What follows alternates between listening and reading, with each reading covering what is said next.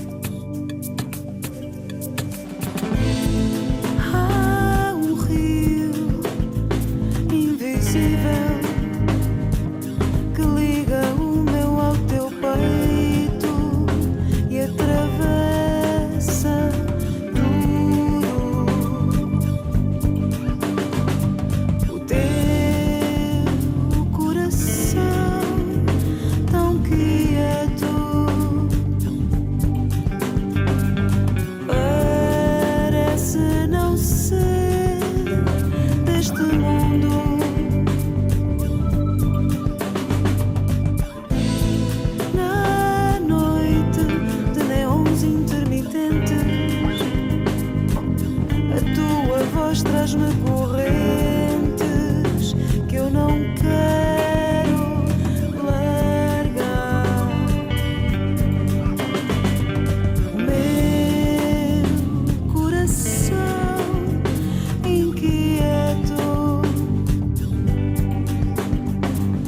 não se consegue calar.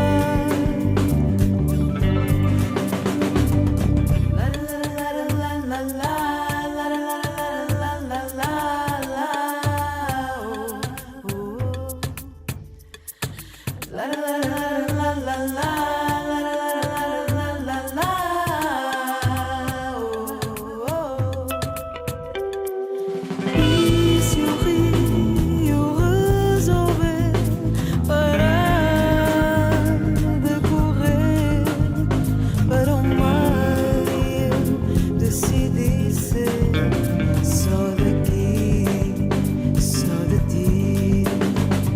O teu coração tão quieto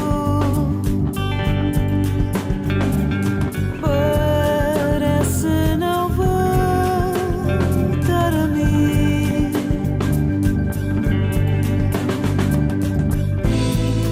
Um olhar que não se desvia. Eu sinto, não devia voltar aí. Meu coração imperfeito parece não querer estar aqui.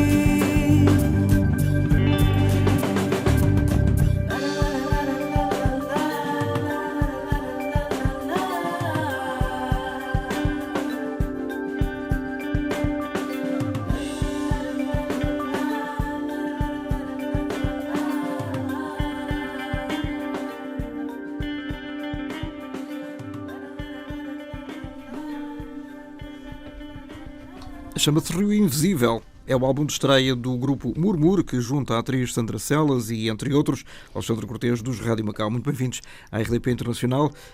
Podem falar deste álbum? Que álbum é este que é tão importante na vossa carreira, uma vez que é o primeiro deste ciclo musical? Atenção. Dos Murmur, sim, olá. É também um prazer estar aqui, obviamente. Não sei, Alex, começo eu a falar. As senhoras primeiro, por senhoras favor. Primeiro, não é? Aqui Ainda há cavalheiros. Bom, este disco é muito importante porque é o primeiro dos Murmur, neste novo projeto, desta nova banda que se formou e que começou com a minha vontade de cantar e a vontade do Alex de fazer também um projeto novo e diferente. Apesar de ele já ter muita história, não é? Muito currículo na música. Quilómetros de rodagem. Eu tenho como artista, como atriz, sobretudo as pessoas conhecem-me como atriz, não é? E a verdade é que eu sempre gostei muito de cantar. Mas a tua carreira não está posta de parte. Não. Aliás, isso é uma pergunta que eu não entendo. Muitas vezes perguntam-me assim, mas agora vais começar a cantar e vais deixar de representar? Não foi isso que eu perguntei. Eu sei que tu não perguntaste isso. Até a Meryl Streep canta no Mamma Mia e não só. Olha, e a verdade é que há neste momento há muitos artistas, por exemplo, cantores que agora representam, atores que cantam. Johnny Depp é um grande guitarrista, por exemplo. Exatamente. Portanto, no fundo, eu acho é que se calhar as pessoas estão com mais vontade de não se configurar sempre a uma caixinha, não é? E ampliar os seus dotes, o que fazem, não é? As suas potencialidades. Mas é muito engraçado que a maior parte, se calhar isso até aparece nos modelos ou alguns cantores que querem ser atores. Tu é exatamente o contrário, fizeste o percurso inverso. Sim, não, eu nunca fui modelo, para começar. Eu até comecei por ser jornalista. Eu fui parar ao jornalismo, já lá vamos. Mas a minha formação já era de atriz. Portanto, foi assim uma espécie de um desvio interessante e que me deu muito a aprender. Mas a verdade é que a minha vida se calhar também é um bocadinho feita assim, não é? De alguns... Eu vou adicionando coisas, áreas que eu gosto, pelas quais eu sou apaixonada, e a música é uma delas, e portanto os murmúrios surgiram também muito por essa vontade e esse apelo de cantar, que eu já tinha feito como atriz, em trabalhos, mas no fundo... Mas cantaste em séries, em filmes? Cantei em televisão, por exemplo, eu fiz os Morangos com Açúcar 7, se não me engano. E eu Entre 10 ou 12, não foi? Sim, que havia. E eu era uma professora de teatro e de português, e nós cantávamos muito, porque era uma escola de artes. Aquela escola era uma escola de artes. Tipo Fame? Exatamente, tipo Fame. E cantei também em peças de teatro, e portanto já cantei muito enquanto atriz. E tive vontade de fazer um projeto de raiz, no fundo, e pronto, e aí entrou aqui o meu conhecimento com o Alex, não é? a nossa amizade, a nossa conversa sobre música, a paixão sobre música, e agora passo aqui a palavra aqui. Se tu dizes, Alex, a palavra é tua. Pois, como a Sandra disse muito bem, isto foi um desafio que ela me lançou, isto nasce a partir de um desafio que ela me lançou, e o processo criativo foi relativamente curioso e invulgar, porque nós partimos do zero absolutamente e decidimos começar a construir algo sem um objetivo definido. Não foi que vamos gravar um álbum, vamos gravar uma música, não foi, vamos tentar pôr cá fora o que a Sandra, neste caso, poderia dar à música, ou seja, o que é que lhe estava na cabeça? Exatamente, e de maneira que foi fruto de um período, houve um período de tempo, até bastante longo, em que nós apenas encontrávamos no estúdio e punhamos-nos a gravar de improviso, quer a voz, quer os instrumentais, e à medida que as coisas iam fluindo, iam saindo, íamos pensando que tentávamos perceber qual era a direção para a qual aquilo nos estava a levar. Ou seja, no fundo foi a música que nos conduziu e não fomos nós bem que conduzimos a música. Isso foi um processo curioso. E pronto, quando chegamos... É pelo menos muito inédito. Sim, talvez. Mas eu acho que às vezes é um bocado isso, a música. Fazer a experimentação acho que é ótimo. E a música é que nos leva atrás dela e não somos nós que puxamos a música para nós. Às vezes é um bocado assim. E neste caso foi quando começámos de repente a perceber que já tínhamos algum material e que aquilo já configurava, digamos, um género, um estilo. Eu creio que a Sandra tem uma maneira invulgar de cantar, talvez exatamente pelo facto de não ter vícios de carreira, vícios de estilo, e isso também permitiu uma grande amplitude de opções e de escolhas e caminhos para as melodias. Alex, isso faz-me lembrar aqueles engenheiros, diz-se engenheiros que quando nós vamos tirar a carta, não é? Ou vamos tirar, pelo menos, tentar tirar a carta de condução, dizem, você não sabe conduzir, pois não? Não tente pôr aqui aquilo que acha que sabe. Não, mas é um bocadinho isso. Foi curioso porque às tantas começámos a perceber que havia realmente ali uma linha e um fio condutor. E pronto, e a partir daí também se juntou isto. Nós ao princípio, no início, numa fase inicial, procurámos quem escrevesse letras para canções Mas tinhas aqui uma altura? Pronto, mas na altura não era bem assim, ou seja, eu acho que este lado... Ainda não existia. Essa autora estava escondida debaixo de uma capa. A sério, Sandra? Porquê? Medo? Não, olha, porque nunca tinha feito isso. Apesar de gostar de escrever, nunca tinha feito e não pensei nisso, não sei, achei que não era enquanto a música e o cantar estava nas minhas perspectivas e na minha noção e vontade de fazer, então, o escrever, sim, no ADN, exatamente, o escrever letras particularmente não, eu não tinha pensado nisso. São letras ou poemas? São coisas diferentes? Eu acho que são as duas coisas, um pouco, porque a maior parte das letras eu acho que são muitas vezes poemas, não é? Se lerem sem a música, elas têm uma... pelo menos as boas, não é? Tem uma vida própria, não é? Até porque nós no próprio disco também temos um poema do Fernando Pessoa que até é musicado pela Amélia Mujo, portanto é que nós fizemos uma versão e a nossa ligação à palavra é forte, e a minha ligação à palavra é forte, mas nunca tinha pensado em escrever letras. E até foi, neste caso, pronto, isto houve sempre aqui um desafio mútuo. Quando percebemos que as letras que estavam a surgir, vindas de outras proveniências, não estavam a ressoar, não estavam a ressoar em mim, foi o Alex que me disse: Sandra, mas escreve tu. E eu fiquei assim um bocadinho em pânico, confesso, das primeiras vezes, mas depois de facto foi surgindo. Mas não confiavas nas tuas capacidades? Não sei, talvez nunca tive, quando nunca se fez uma coisa. E também, para além disso, ou seja, uma coisa é dizer qualquer coisa através da voz, outra coisa é dizer palavras também através da voz. São duas coisas que se... Mas já agora, é mais fácil cantar as nossas próprias criações do que a dos outros? Para mim foi. Incluindo a do Fernando Pessoa? Não, para mim foi, embora a do Fernando Pessoa, como está tão bem musicado e está tão bem... E o Fernando Pessoa é absolutamente incrível e está muito bem musicado, o poema... portanto, que é um dos temas do nosso disco, que é o Nevoeiro, está tão bem musicado pela Amélia Mujo. Nós só fizemos uma versão porque gostamos muito e porque pronto, escolhemos fazer que fizesse parte do nosso disco.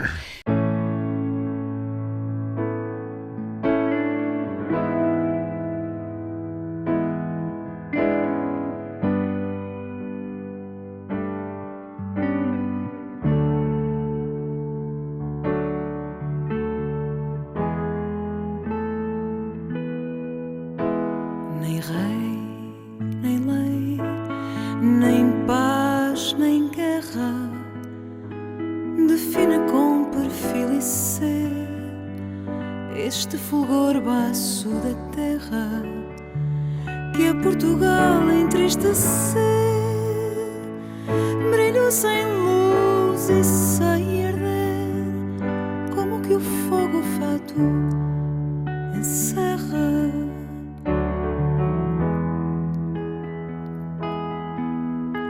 Ninguém sabe que coisa quer.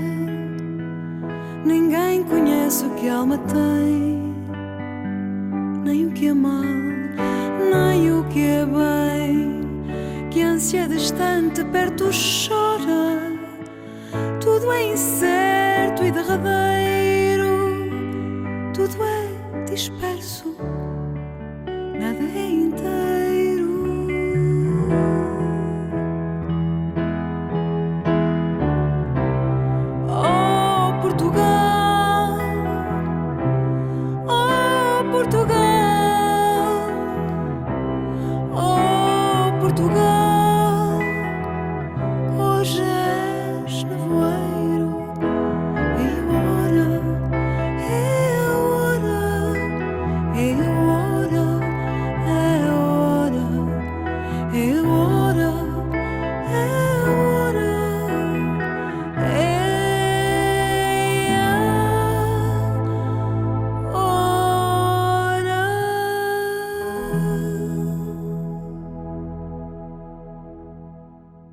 Para mim foi mais fácil cantar as minhas letras de todo, completamente. A partir daí tudo fluiu, não foi, Alex? Tudo fluiu muito mais E depois também houve processos diferentes a esse nível, porque houve algumas, como eu já tinha feito melodias vocais, eu estive a fazer mesmo trabalho de letrista, portanto a encaixar uma letra dentro daquilo que já tinha sido o trabalho que nós já tínhamos feito, a nível musical e a nível da melodia. Mas isso não é um bocadinho castrador em termos de criação própria? Ou seja, escrever uma métrica para meter dentro daqueles tons? Para mim foi um desafio. E muitas vezes algumas destas letras, portanto, dos temas que estão neste disco surgiram precisamente assim. Portanto, a melodia vocal já lá estava, portanto, havia a música, não é? A composição do Alex, a melodia vocal, e foi mesmo um trabalho quase de letrista, de tecedeira, não é? De colocar ali os pontinhos certos. Mas houve outras que surgiram ao contrário, surgiram as letras, porque a partir daí eu comecei a escrever com mais fluidez, e surgiram, muitas vezes cheguei ao pé do Alex e disse: olha, tenho aqui esta letra. Ficaste espantada contigo própria? Por um lado fiquei, quer dizer, estava um bocadinho à rasca quando apresentei as primeiras letras, e o Alex sabe disso, porque é muito estranho a gente... Aliás, eu desafiei também para ele escrever, ele não quis. Talvez agora no próximo disco. Mas a verdade é que quando somos nós a dizer, ainda por cima eu que venho da arte de representar, nós escondemos de alguma maneira atrás de uma máscara, de personagens que dizem coisas, não é? De peças que já estão escritas, portanto nós no fundo encarnamos, somos matéria-prima. Quando se diz alguma coisa na primeira voz, não é? Na primeira pessoa, é diferente. Tive ali um impacto, mas depois foi muito fluido, e agora faço isso com muita naturalidade. Então, Alex, descobriu-se aqui uma poetisa? Eu acho que se descobriu uma escrivã descobriu-se uma letrista, não é? Acho que sim, acho que ela tem essa qualidade de conseguir pôr em palavras ideias, e isso muitas vezes não é. Eu, por exemplo, para mim é muito difícil. Não é, e além de ser difícil, muitas vezes nós acabamos por ser, eu creio que por vezes demasiado exigentes connosco próprios, e às vezes os processos acabam, se forem mais simplificados, se as coisas forem um bocado como a Sandra estava a dizer, se as coisas conseguirem fluir, e nós muitas vezes, a escrita é um processo, como qualquer processo criativo, muito singular, não é? É uma forma de transpor às vezes para palavras as ideias que temos, não é nada fácil, e eu, no meu caso pessoal, as tentativas que fiz, eu não gostei nada do resultado, e pensei sempre que é melhor deixar o seu a seu dono. Porque achas que ficariam aquém da exigência do grupo? Sim, acho que ficariam, neste caso nos Murmúrio eu não escrevi para nada. Por enquanto. Estamos à espera do segundo álbum. Sim, exatamente. Mas noutras tentativas que fiz, eu não gostava, portanto, e muitas vezes... Nem para os Rádio Macau? Não, os Rádio Macau também foi um problema que nós sempre, também foi uma questão diferente, porque nós sempre tivemos grandes letristas ao pé de nós, éramos amigos de dois grandes letristas. Um deles trabalhou muito em rádio, que era o Pedro Malaquias. Era e é. Mas, de qualquer das formas, como parece que acomodámos-nos a essa situação, tanto de tal forma que... São parentes, é o autor dos Jardins Proibidos? É o autor dos Jardins Proibidos, por exemplo. Para que se saiba. Sim. O Pedro Malaquias, precisamente. De maneira que nós sempre tivemos esse lado muito facilitado, e nunca nos lançámos nessa tarefa que eu considero bastante árdua e difícil.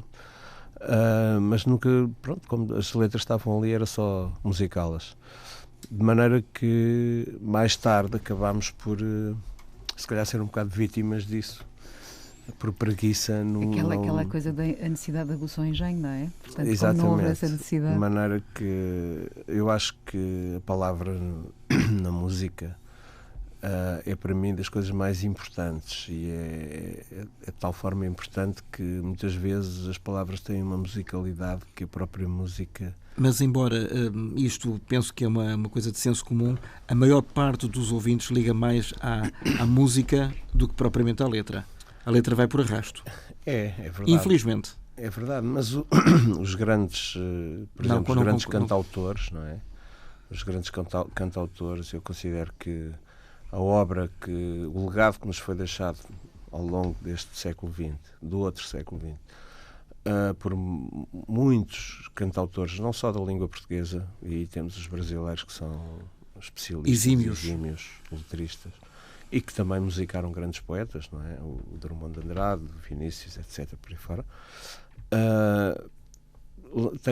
Tem uma missão que eu acho que é extremamente importante no contexto da música popular.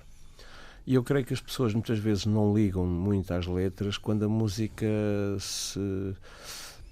ou seja, acaba por ficar qualquer coisa daquilo que é dito. E tanto é que há grandes canções. É muito difícil nós pensarmos assim, houve uma grande canção que ficou na história com uma letra horrível. Isso não existe. Não existe. Até porque as pessoas podem não... Pode ser até talvez intuitivamente, mas as pessoas gostam do que é bom, de uma maneira geral, dentro de qualquer género. E eu penso que a palavra será sempre algo extremamente importante no contexto de uma canção. Eu acho que é quase tão importante, ou talvez até mais importante, do que a música. Já agora, deixa-me só aproveitar, e antes de continuarmos a falar dos Murmur, que é isso que nos junta hoje, como é que está a carreira dos Rádio Macau?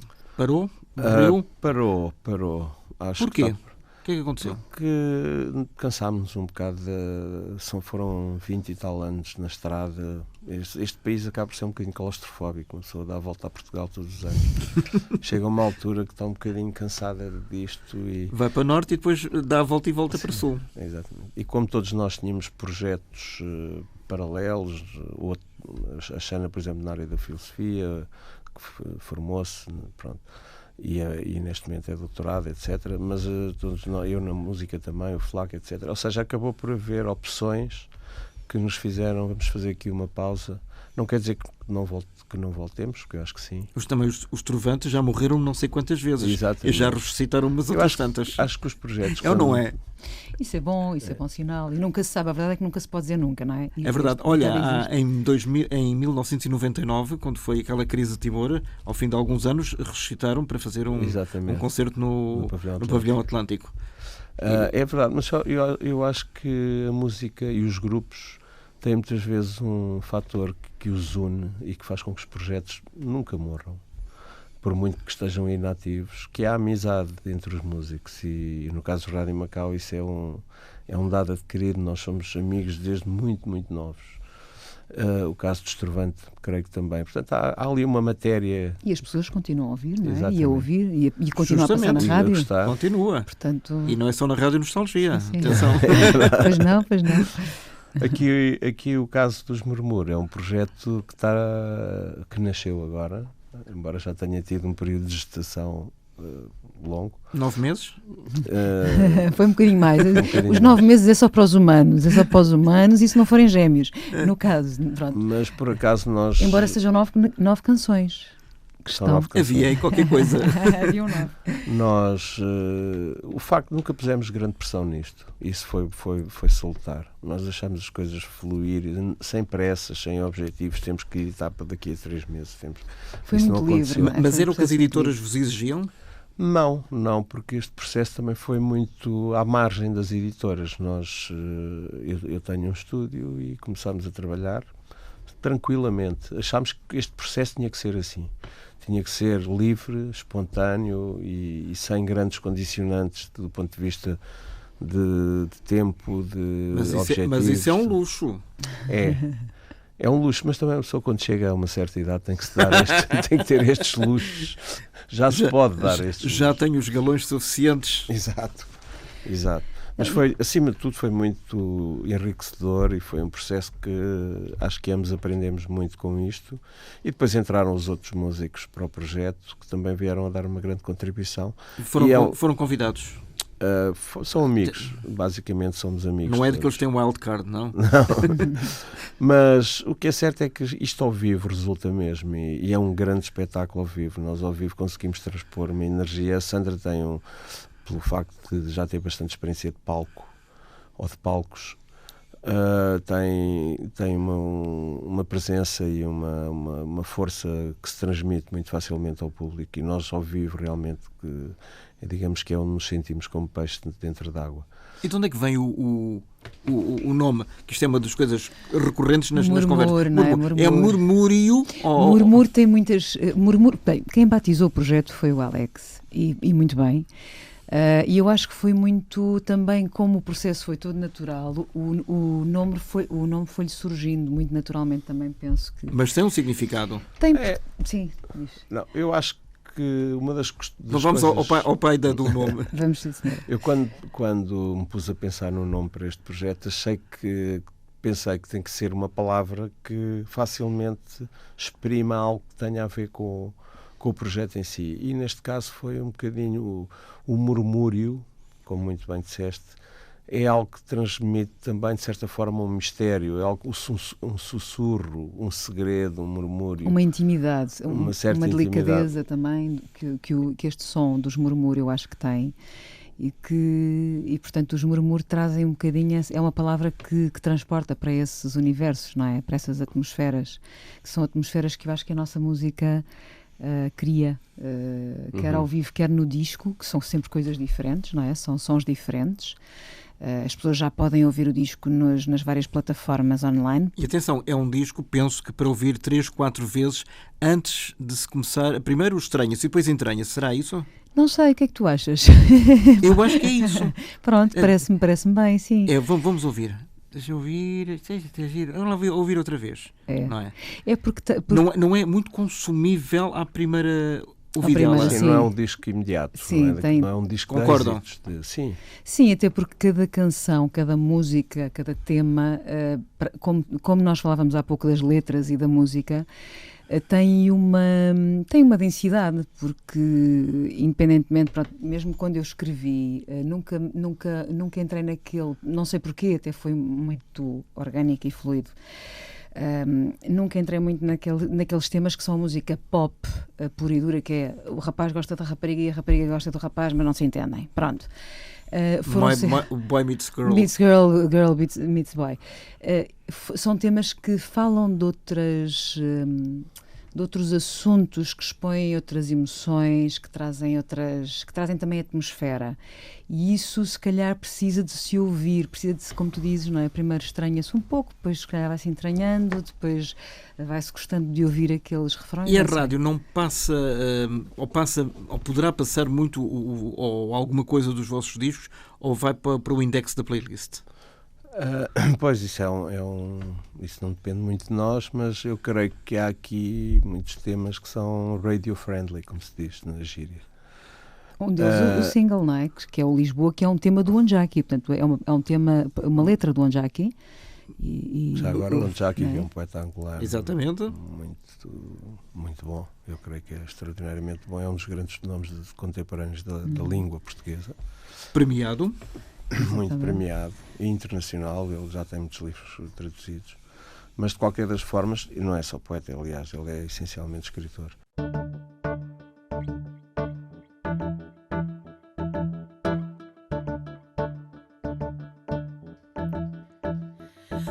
Lisboa,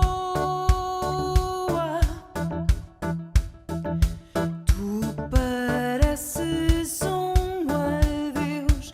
Lisboa,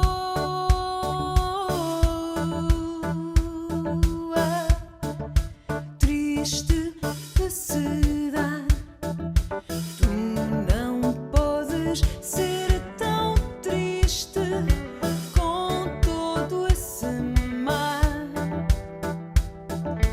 Tu não podes ser tão triste com todo esse mar. Mas o meu destino é viajar, a minha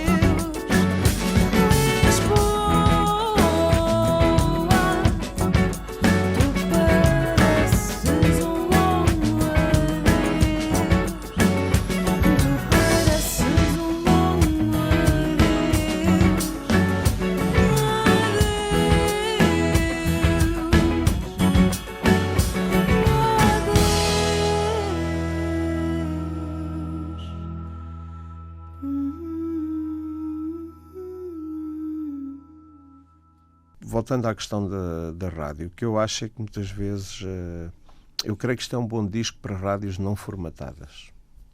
Aquelas rádios que têm aqueles playlists e que seguem um formato extremamente incisivo em termos de estilos, repetitivo, monocórdico, portanto, se calhar cinzentão.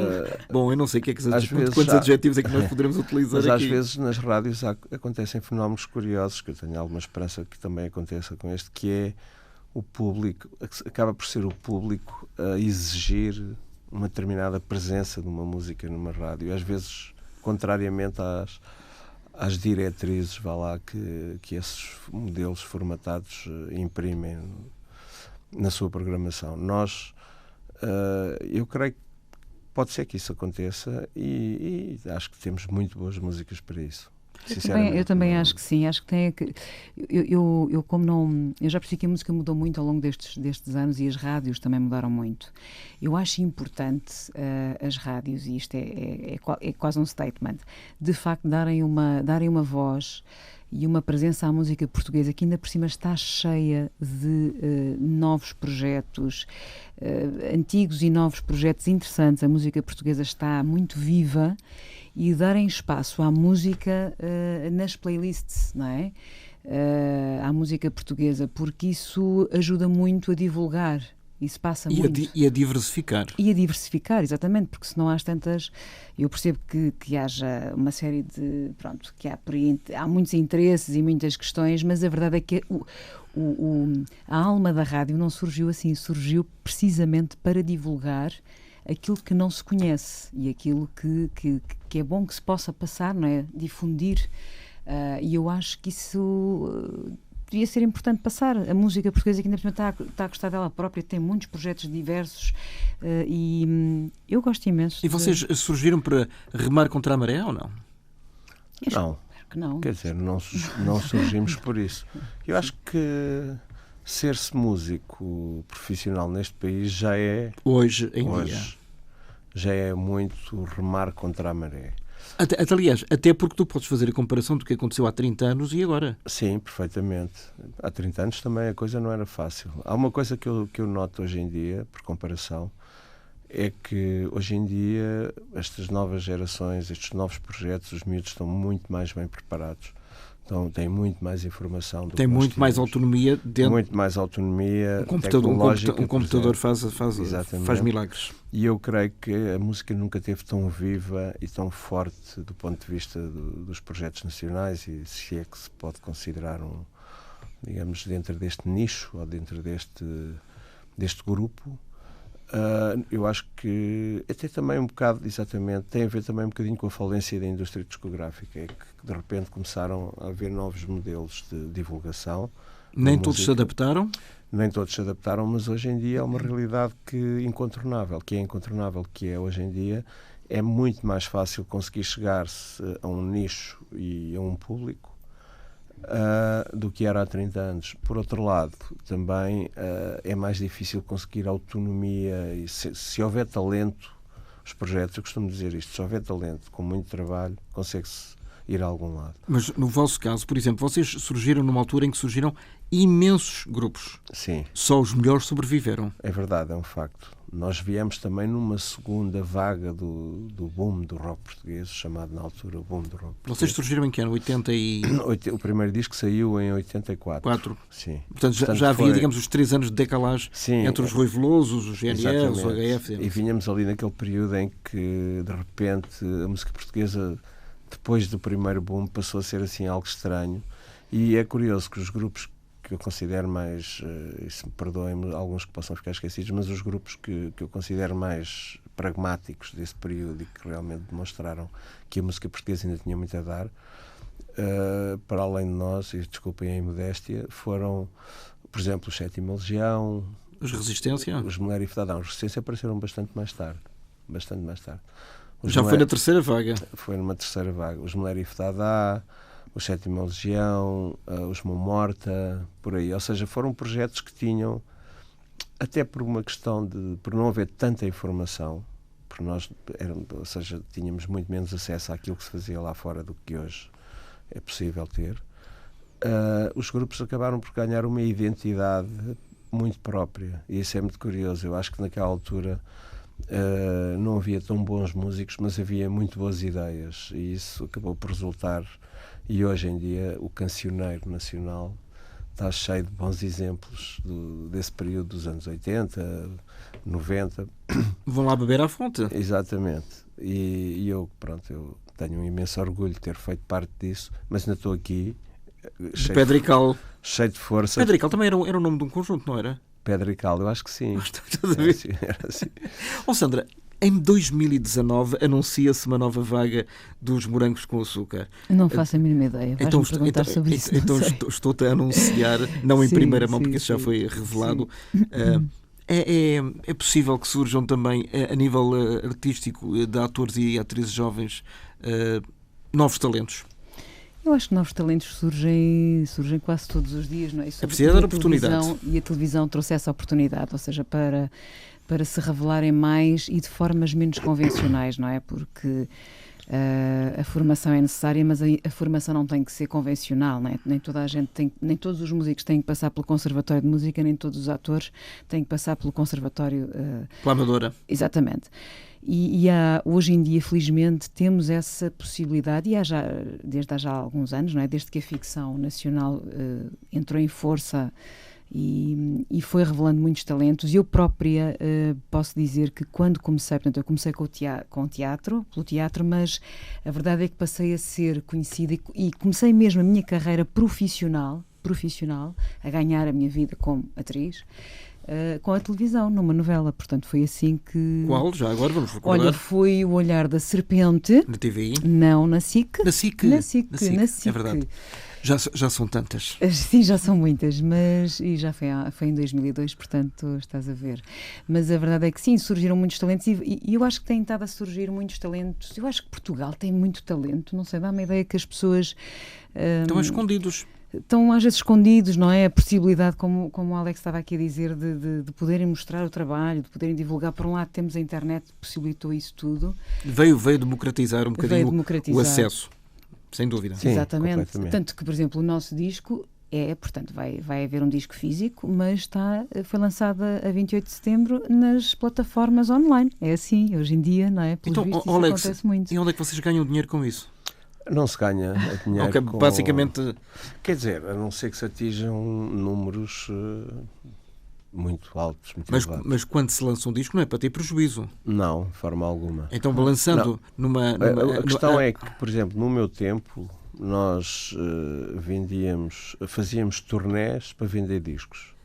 E hoje fazemos discos para vender turnés. É uma grande diferença. Os músicos ganham dinheiro nos espetáculos. Até o Herman teve a necessidade de voltar à estrada. Exatamente.